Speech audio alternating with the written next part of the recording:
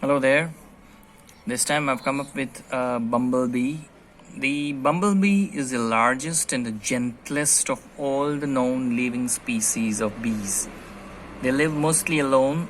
They are large, fuzzy insects with short, stubby wings.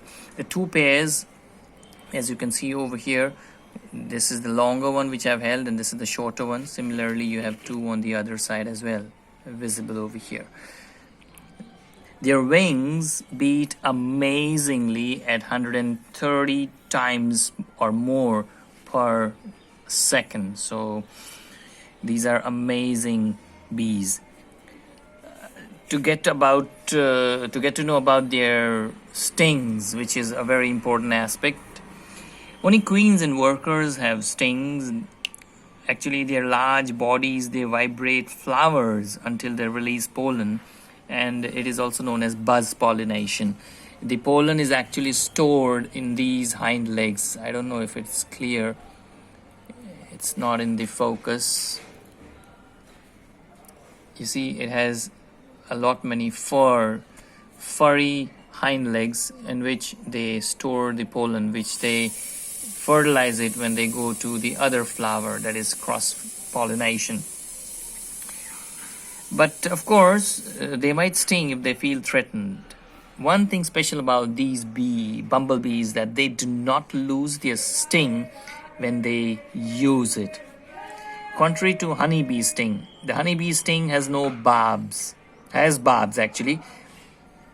So, which means that once it stings from here, the bee sting has no barbs. So if it stings, it can withdraw or retract it, so it does not detach from its abdomen. So one thing good about it is for the bumblebee is that it can sting with the same sting a number of times, whereas a honeybee can sting only once, because the moment it stings, the sting gets detached from the abdomen along with the venom gland. The effects, most people have a local reaction with a painful swelling, redness and itching, as well as adrenal response around the place of the sting.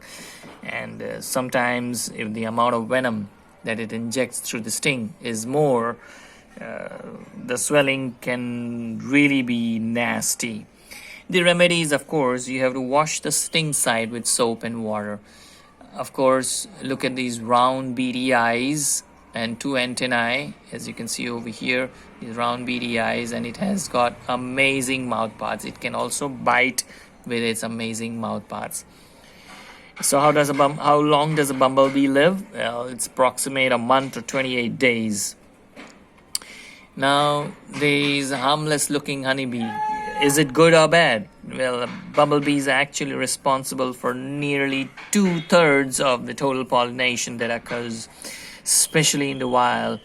They are not only attracted to the pretty flowers, but they also pollinate plants that other insects do not pollinate. Actually, bumblebees also pollinate in bad weather, which is not being done by the other insects. They are active even when the weather is bad, unlike the other insects which are not able to function when the weather goes bad. They are important pollinators of wild flowering plants and crops. They forage depending on any one flower type, and they achieve pollination. If we lose the bumblebee, then we can have far-ranging ecological impacts due to their role as pollinators in the wild. Unfortunately, the numbers are declining because of the climate change and habitat loss, which is causing widespread destruction and decline among these, that is putting the ecosystems, that put these pollinators and ecosystems both at risk. I'll show you again the ventral side. Just take a look at this. These are the 3 pairs of legs. I don't know if it's clear in focus. And a round beady abdomen, and a little part of the sting is coming out. I don't think it'd be visible. Very little part of the sting is coming out.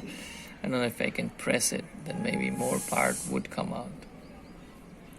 But it won't be visible onto the camera because a very minor part, it's here, it's coming out. I can feel it with my with the tip of my finger. Amazing animals. Thank you for watching. Goodbye.